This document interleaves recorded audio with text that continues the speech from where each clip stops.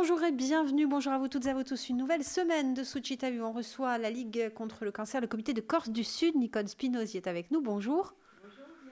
Alors, à la Ligue contre le cancer, le comité de Corse du Sud, une belle actualité cette fin de semaine, dimanche 22, c'est le trail La Yachine. La 4e saison. La 4e saison.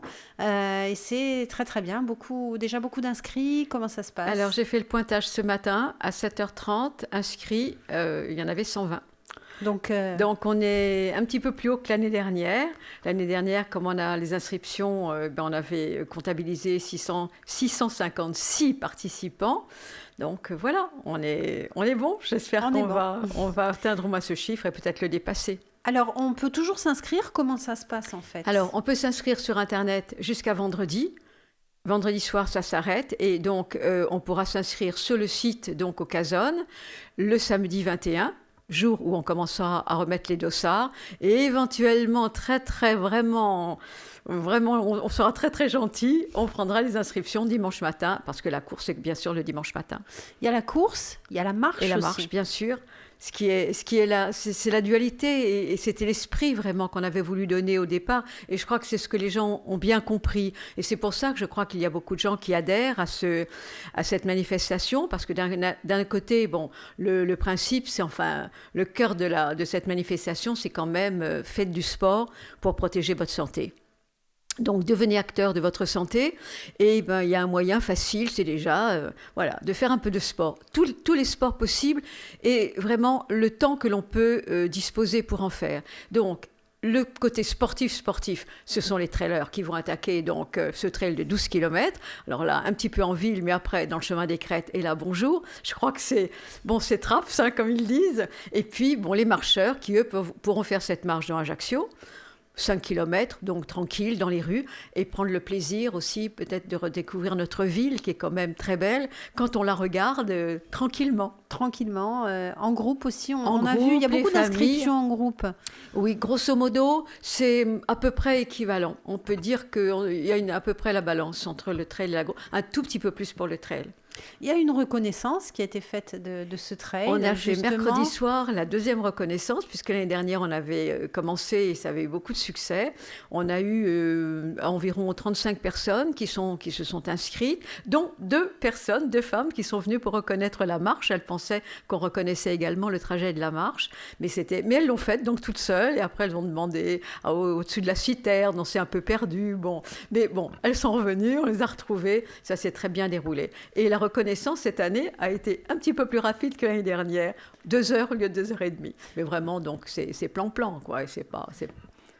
Plan-plan. Non, mais enfin, je veux dire, c'est pas la course, c'est vraiment la reconnaissance tranquille. On étudie le et terrain, c'était bien sûr la meilleure façon aussi d'aborder cette course entre les différents dénivelés, comment ne pas fatiguer son cœur, comment tenir. Exactement. Et en même temps être efficace. Bien sûr, tout à fait. Et puis c'était Michael Grégoire qui était là, donc un coach sportif et qui en même temps nous fait le chronométrage de la COUD, donc chronométreur officiel, qui était là, qui connaît parfaitement le parcours et qui ne les forçait pas. C'était vraiment un tour de chauffe, on va dire. On est toujours impressionné, c'est vrai que quand on vient sur ce trail, on est toujours impressionné par le temps qui est parcouru. On a l'impression que les coureurs, ils partent et à peine ils partent, ils arrivent. Ben oui, tout à fait. J'ai pris justement le temps de l'année dernière. Je chausse mes lunettes. Alors, le vainqueur homme de l'année dernière, Valentin Sproel, pour ne pas le nommer, a fait le parcours en 53 minutes 25. Vous voyez, là, pour la reconnaissance, on a mis 2 heures. Le premier est arrivé à peu près à 2 heures. Et la record femme de l'année dernière, Pauline Clos, avait, elle, conduit son parcours en 1 heure, 6 minutes 25. Donc, il n'y a quand même pas beaucoup de différence entre le mec et la fille. Et la fille. Donc, elle s'est bien débrouillée. Elle s'est bien débrouillée.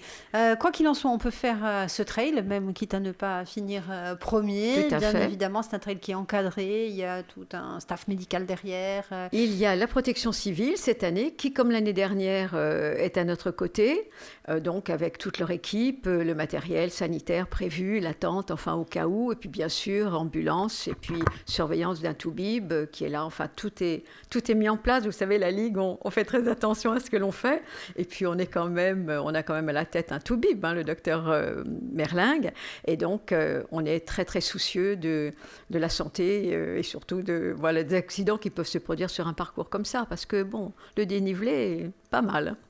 On a parlé hier donc du trail, le sport santé, on dit, on répète, mais c'est très important ce message. Oui, bien sûr. Écoutez, vous savez, santé, sport, environnement, ce sont 3 éléments essentiels de la survie de l'espèce humaine actuellement.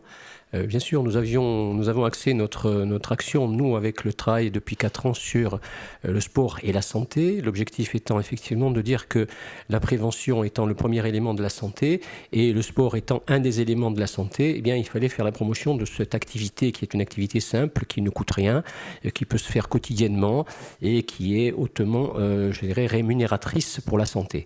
Donc nous avons mis en place ce trail qui depuis 4 ans donc existe, de façon à inciter les gens à se réapproprier l'espace public et à marcher surtout, à marcher dans la ville, réapprendre à marcher dans la ville, savoir qu'on peut marcher même dans une ville. Il n'est pas nécessaire d'aller à la campagne, il n'est pas nécessaire d'aller dans des chemins tortueux, malaisés, où on peut se faire mal, où on peut chuter. En ville, cela peut se faire et ça peut se faire au quotidien pour toute personne de 0 à 99 ans, puisqu'on a beaucoup de centenaires en Corse, vous le savez maintenant. Voilà, ils sont invités aussi à marcher avec nous. Voilà, donc cette option qui a, si vous voulez, depuis 4 ans animé notre trail, est cette année, je dirais, si vous voulez, rejointe par une autre notion qui est celle de l'environnement, qui est nécessaire, si vous voulez, à la pratique d'un sport, mais aussi à la pratique de la vie tout court. Et donc, nous allons essayer d'entrer un peu plus loin dans ces concepts. Mais, bien entendu, notre objectif reste la manifestation du trail à Yachin pour profit de la Ligue contre le cancer, surtout dans l'objectif de soutenir les malades, de soutenir les gens qui souffrent, de soutenir les gens qui sont dans la maladie, de soutenir la recherche. Et de recherche, vous savez de quoi on parle, Maria, puisqu'on participe à pas mal d'émissions ensemble, en particulier avec la cellule Smart à Véro ou ailleurs, avec nos amis Barbolos, Ibarlez et autres. Donc, on est dans une logique. Cette logique, on essaie de la maintenir, on essaie de la pousser dans ses plus extrêmes retranchements. Et vous savez quel est l'objectif que nous poursuivons actuellement, c'est qu'on a en Corse une mortalité qui s'annonce par cancer chez la femme en matière de cancer du poumon qui est effroyable et sur lequel on ne va pouvoir rien faire parce qu'effectivement, dans les 10 ans à venir, on va avoir ce problème. Et même si tout le monde arrête de fumer, on va avoir ce problème.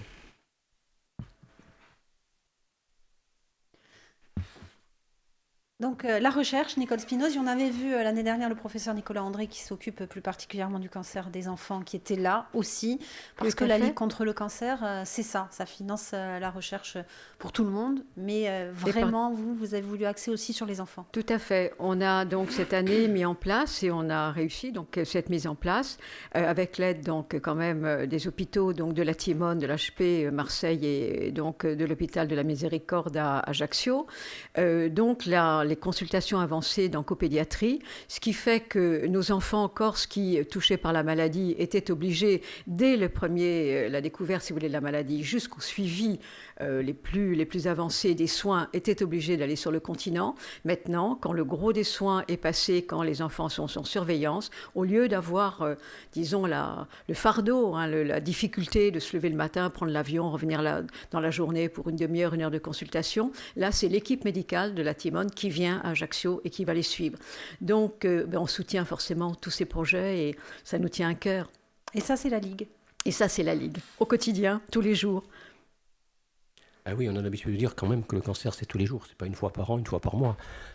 C'est pour ça que je m'insurge un peu contre le mois sans tabac, entre guillemets, bien que, bien entendu, c'est bien qu'il y soit, mais on se bat tous les jours contre le cancer. C'est pas une fois par an, à l'occasion de, octobre rose, c'est le cancer du sein. Nous, le cancer, c'est tous les jours. C'est notre quotidien, malheureusement, et c'est un quotidien qui est prégnant pour bon nombre de familles, toutes ces familles où il y a un cancer, voire 2, voire 3, parce qu'on n'est pas à l'abri, et que maintenant, une personne qui a fait un cancer, une personne sur 2 va avoir un cancer. OK ? C'est clair. Et dans une famille, on va avoir une personne sur 4 qui va avoir 2 cancers, voire 3 cancers, ce qui est énorme. Donc, on est dans cette logique qui est en fait liée aux conditions environnementales, à la situation dans laquelle on vit, aux conditions de vie que l'on a actuellement, avec une nourriture qui est complètement frelatée, avec un air qui est complètement pollué. On est dans une situation qui est catastrophique à l'échelle de la planète, à l'échelle mondiale, et on pense raisonnablement que si on n'inverse pas le cours des choses, à tous les niveaux, non seulement les cancers vont devenir prééminents, mais on va mourir asphyxié. Très bien, merci beaucoup, Sauveur Mernag. Encourageant. Voilà. Mais vous rassurant. pouvez quand même aller faire le trail et aller marcher. Tout à fait. Voilà, on a un petit voilà. peu d'air quand même, on a une petite bouffée d'oxygène, même si on parlera de la pollution quand même dans Ajaccio, mais on peut quand même aller respirer dans les rues de la cité impériale. Et sur le chemin des crêtes. Et sur le chemin des crêtes. Le trail Ayatchine, donc, et cette marche, ce sera ce dimanche. Vous nous disiez, on peut toujours continuer à s'inscrire. On peut continuer à s'inscrire donc jusqu'à vendredi soir sur ayatchiner.com. Et puis, on peut bien sûr venir éventuellement, donc jusqu'à vendredi soir sur Internet, et venir exceptionnellement, on accordera ce droit le samedi, donc lors de la remise des dossards, donc toujours au Casone. Et voilà, donc petit bémol, c'est que quand on vient s'inscrire, eh bien, on va payer un tout petit peu plus cher. L'inscription sur Internet est de 22 €. Et lorsqu'on viendra samedi, donc pour les retardataires, tant pis, ils seront punis. Ils seront 25 punis, €. 25 €, c'est pas grave. C'est comme Donc quand on oublie de mettre venez le vous radiateur, inscrire, on paye plus inscrivez-vous cher. jusqu'à vendredi soir. Justement, puisqu'on parle d'argent, donc l'intégralité des recettes et des bénéfices est reversée à la Ligue. Je pense que c'est important de le préciser. Tout à fait. C'est depuis toujours, depuis la première édition, première saison du comité, et la première saison de la manifestation, tous les bénéfices sont reversés à la Ligue. Et merci à tous nos sponsors, à tous ceux qui nous aident d'une façon ou d'une autre dans justement la construction, l'élaboration et la mise en place de ce trail, parce que ça demande quand même des moyens assez importants, et l'investissement de nos bénévoles, et tout ça, on peut le faire grâce à tout ce monde qui est autour de nous et qui nous soutient. Et puis bien sûr aux participants qui achètent les dossards et qui achètent leur inscription, bien sûr. Parce qu'au-delà, évidemment, de ce sport santé, on parlait de cette opération avec les médecins de la Timone qui viennent ici pour les enfants. Ce type d'opération permet de financer ce type de dispositif, d'autres dispositifs à Castellucci, comme on a pu voir. Entre autres, effectivement, puisque nous avons équipé les chambres de l'hôpital de Castellucci de chevets réfrigérés il n'y a pas très longtemps pour un montant, je crois, de 17 000 €, ce qui nous semble tout à fait logique. D'ailleurs, on est dans le cadre de l'aide aux malades, ça fait partie de nos missions, tout comme il est dans nos missions de mettre à disposition des appartements thérapeutiques lorsque les gens viennent faire une chimiothérapie sur l'hôpital d'Ajaccio ou dans une clinique ajaxienne. Donc, parce qu'effectivement, il y a ce besoin, on le comble et ça se fait sans rémunération. Je dirais que quelque part, les gens, soit ils ont une mutuelle qui prend en charge le coefficient journalier, soit ils n'ont pas de mutuelle et on les accepte quand même et on les prend, c'est gratuit. Je veux dire, on n'est pas dans une situation de profit ou autre, on est dans une situation de gestion de quelque chose et on le gère au mieux des intérêts, je dirais, de la Ligue et des malades, surtout parce que la Ligue, c'est avant tout les malades. Qui font partie de la Ligue. Bien sûr, tout à fait. Et donc là, je ne vais pas parler de cas particuliers puisque je viens d'en voir un encore au niveau des appartements thérapeutiques, mais c'est vrai qu'on se retrouve de temps en temps face à des problèmes qui sont d'une ampleur qu'on ne soupçonne même pas. C'est la misère sociale, c'est la misère tout court, c'est des gens qui sont... Des fois, on se dit, mais cosa è fatta in capo a questa qui? Je veux dire, c'est dingue. Je veux dire, il y a des gens qui sont poursuivis dans la vie. Ils ont les pires malchances, les pires problèmes. Pour finir, à 30 ans, un cancer, je dirais, c'est une horreur. Je dirais, vous êtes abandonné par vos parents. Et puis, vous farcissez un cancer et en plus, vous êtes dans la mouise. C'est horrible, je dirais, si vous voulez. Si on n'est pas là à ce moment-là pour ces gens-là, on n'a que faire. C'est notre place. C'est pas la peine de... Non. Et puis, je pense, si vous voulez, qu'il faut savoir... Moi, je dis aux gens, il faut de temps en temps savoir d'où on vient. Et se rappeler d'où on vient et savoir que on n'a pas toujours été ce qu'on est, on n'a pas toujours été nanti, on n'a pas toujours été, je dirais, nanti, à l'abri, je dirais, si vous voulez, des petites vicissitudes de la vie de tous les jours. Mais je veux dire qu'il faut quand même ne pas oublier effectivement qu'il y a quand même des gens qui sont... Ce matin, j'entendais qu'il y a quand même une population de précaires qui est énorme. Et ces gens-là aussi ont des maladies. Ces maladies, il faut les prendre en charge. Souvent, d'ailleurs, ils échappent à la maladie parce que ce sont ceux qui fument le plus, parce qu'ils n'ont rien d'autre. Ce sont ceux qui sont sur le bord du chemin.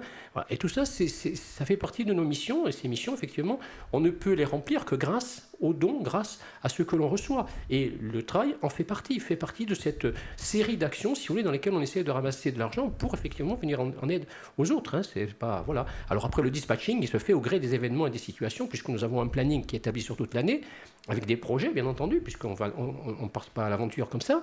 Et donc, les actions sont financées au fur et à mesure. Quand je dis action, il s'agit d'aide aux malades, il s'agit de la recherche, bien entendu, il s'agit de prendre en charge certaines situations délicates. Bon, voilà, donc tout ça fait que nous avons besoin de moyens. Ces moyens, on va au-devant, on va les chercher. C'est un travail aussi qui est fait par les bénévoles, dont on ne saluera jamais assez, si vous voulez, l'importance dans toute association, pas seulement que la nôtre, hein, mais pour la nôtre en particulier, on les remercie toujours, parce que moi, humblement, je veux dire, mais c'est important. Et on sait que le milieu associatif est très riche en France, plus qu'en Corse d'ailleurs, il faut le souligner. Et on souhaiterait effectivement, nous, qu'il y ait un peu plus d'investissement de la part des gens, si vous voulez, pour venir, qui viennent nous aider. On ne peut pas se battre tout seul. Jamais, c'est un truc collectif. Donc on a besoin des bénévoles. Là, par exemple, si vous voulez, on a un chapiteau à monter pour le trail. J'ai besoin que des gens viennent nous aider à monter ces chapiteaux. On nous les a mis à disposition, les pescadors mettent leurs chapiteaux à disposition, mais j'ai besoin qu'on vienne nous aider pour les monter. Alors je lance un appel à ceux qui sont disponibles. Des gros bras, en fait. Tu veux des gros bras. Mettez une piazza, c'est OH, voilà. C'est important, ces actions tout au long de l'année. C'est important et le docteur Merlin n'a pas souligné tout ce que l'on fait aussi, par exemple dans le rural, pour essayer de promouvoir le dépistage systématique des cancers du sein, cancers du poumon et puis bien sûr du col de l'utérus, toutes les actions que l'on fait dans les collèges auprès des jeunes, parce que peut-être c'est aussi une question d'éducation. Et l'éducation, peut-être commencer par les enfants, par les jeunes, et leur dire, voilà, dans quelle direction essayer de tendre. Faites attention à vous, prenez-vous en charge. Soyez acteurs de votre santé, vous aussi. Les actions de la Ligue à travers ce trail, vous parliez en début de semaine du cancer du poumon, très prégnant en Corse. Il y a un dépistage qui est envisagé. Oui, effectivement. Alors, c'est vrai que respirer, c'est quand même un acte essentiel, mais respirer de l'air pur, c'est très bien, mais ne pas l'enrichir avec le tabac, ça serait beaucoup mieux. L'ennui, effectivement, c'est que nous avons en Corse une forte consommation de tabac, en particulier chez les jeunes et chez les jeunes femmes de surcroît, qui nous vaut des statistiques effrayantes. Donc le cancer du poumon en Corse chez la femme a pris le pas maintenant et de très loin devant le cancer du sein. Et donc on a une surincidence et une surmortalité qui vont entraîner dans les 10 années à venir des problèmes immenses au niveau du cancer du poumon chez la femme. Alors, devant ce constat et devant l'avancée, je dirais, si vous voulez, des thérapeutiques en matière de cancer du poumon, en particulier sur l'impulsion de Fabrice Barlez, du professeur Fabrice Barlez, et donc, avec lequel nous travaillons, dans le cadre des innovations thérapeutiques, et du professeur Dominique Barbolose, qui travaille effectivement à la mise en place de ces traitements, nous avons mené une réflexion et nous avons fait un projet qui associe l'ensemble des acteurs de la santé en Corse. Quand je dis l'ensemble des acteurs de la santé en Corse, c'est le Conseil de l'ordre des médecins, le Conseil régional de l'ordre des médecins, les unions régionales des professionnels de santé, des médecins libéraux. C'est le centre de dépistage des cancers, qui est la pôle position, bien entendu, qui est chef de projet. C'est la Ligue, les ligues contre le cancer, Haute-Corse, Corse du Sud. Donc, tous ces acteurs sont impliqués dans la mise en place d'un dépistage du cancer du poumon. Parce que dépister, c'est retrouver des cancers à un stade précoce, c'est les prendre en charge, c'est les traiter et sans doute, on espère, les guérir parce qu'on a quand même actuellement de forts espoirs de guérison sur les cancers qui font 90% des cancers, c'est le cancer non à petites cellules. Voilà.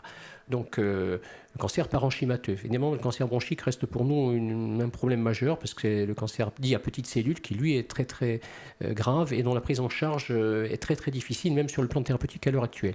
Mais dans la majeure partie des cancers du poumon actuellement, on a des avancées thérapeutiques intéressantes qui nous permettent de dire que si on dépiste, on va pouvoir sauver des vies.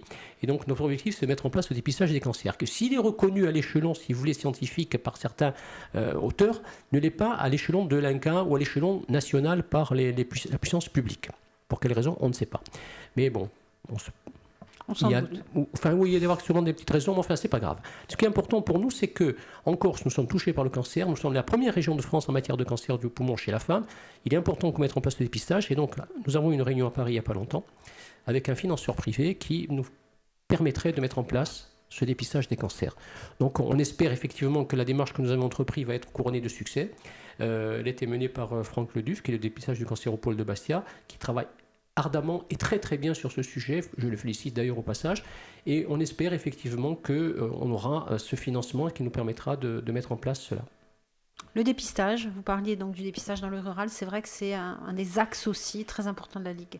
C'est un axe, oui, on travaille beaucoup dessus avec des résultats qui ne sont pas satisfaisants, qui ne nous satisfont pas. On a essayé plusieurs formules dans les mairies, avec une formule un peu plus conviviale autour d'un petit, d'un spuntine, une chose comme ça.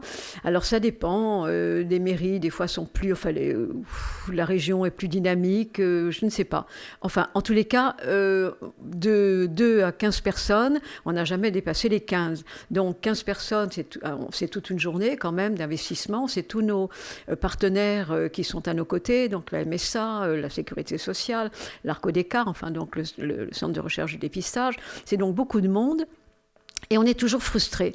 Donc se dit, bon, on va continuer parce que c'est notre cheval de bataille. Il faut continuer à dire qu'on est là et que le dépistage précoce est important parce que ça permet de guérir quand même pratiquement, si j'ai bonne mémoire, c'est 6 sur 10, 6 cancers sur 10, donc c'est pas négligeable.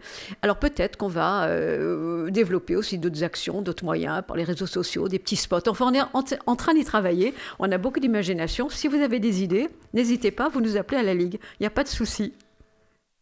Vous vouliez rajouter quelque chose ? Oui, en fait, c'est 6 sur 10 pour les cancers du sein qui sont guéris. Parce que le dépistage vise surtout à prendre en charge des cancers à un stade très précoce, à un moment où ils sont inférieurs à 2 cm, où on n'a pas de ganglion axillaire, donc ce qui fait qu'on a une tumeur locale qu'on enlève et qu'on guérit.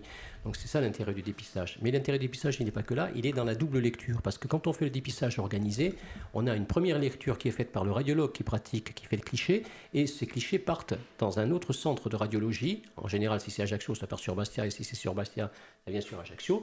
Et donc la deuxième lecture est faite par un autre radiologue, c'est-à-dire avec des yeux différents. C'est pas parce que les radiologues ils sont pas bons, c'est parce qu'on sait que la vue a des limites et que ces limites effectivement peuvent être défavorables dans la lecture d'un cliché. Donc la double lecture permet de redresser certaines choses ou bien d'attirer l'attention sur quelque chose qui était passé inaperçu, et on arrive donc en général à corriger le tir, ce qui est quand même important. On avait eu quand même 60 cancers détectés par la deuxième lecture, ce qui est quand même pas rien. Donc l'importance du dépistage est flagrant. Ça se passe de 50 à 74 ans. Ça se fait donc tous les 2 ans. C'est l'intervalle, donc, si vous voulez, qui est requis pour qu'un cancer apparaisse. Et à partir de là, les prises en charge sont plus rapides et les vies sont sauvées. Et aussi dans un confort qui est plus important, parce que c'est bien de survivre, mais dans quelles conditions aussi. Voilà. Donc survivre, et en plus dans de bonnes conditions, c'est l'objectif que se fixe le dépistage. Et on y arrive si les gens y participent. Voilà. En plus, il est gratuit. Il est organisé, il est gratuit. Et puis en plus, nous, pour les gens qui sont dans les villages, s'ils ont des difficultés pour se déplacer, on prend en charge le déplacement. La Ligue rembourse les frais. Alors, oriente. On n'a plus d'excuses, non c'è più scusi.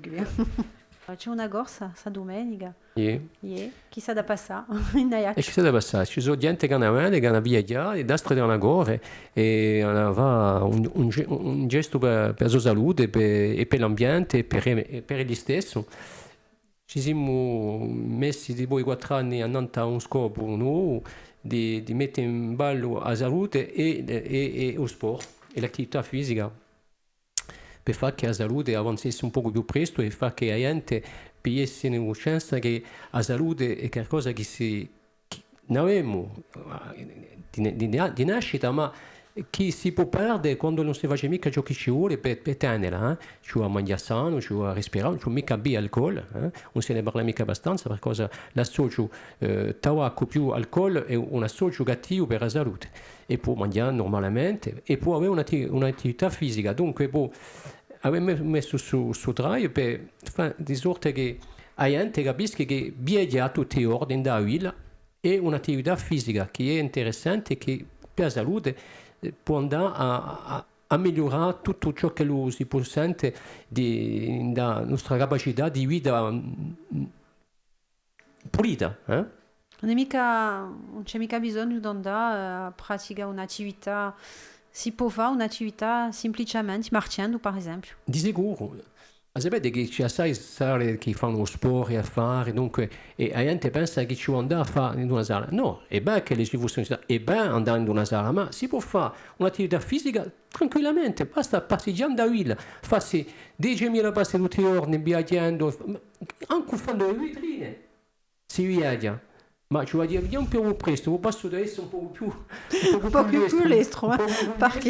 lestro, ma se voi fate 3 volte o giro della Villa a piedi in fondo alle vetrine, devi viaggiare vostri 10.000 passi, Donc, on fera pas de shopping dimanche, Non. Nicole. Voilà, mais quoi qu'il en soit, on peut marcher, on peut venir. C'est une course donc plus sportive, évidemment. Le parcours cette année, C'est le même que l'année dernière. Donc, je crois que pour le trail, il est assez difficile, surtout quand on attaque les crêtes et la descente.